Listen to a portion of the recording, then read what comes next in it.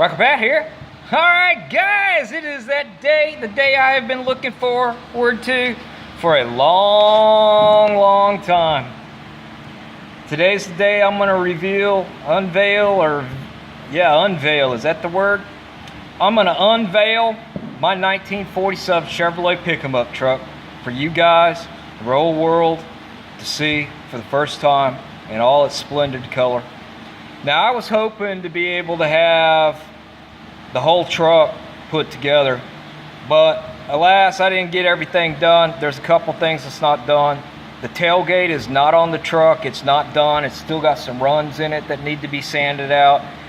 Plus I plan on painting the Chevrolet white. I got a splash pan for the rear bumper that's not here, and I got to get that painted too. I didn't even know that they had one. But anyway, today is July 4th, 2018. Happy birthday, America. Happy Independence Day to all you Americans. And Ziggy, happy Independence Day to you too. I hear you, brother. I hear you. So anyway, guys, without further ado, oh wait a minute, I got one more thing.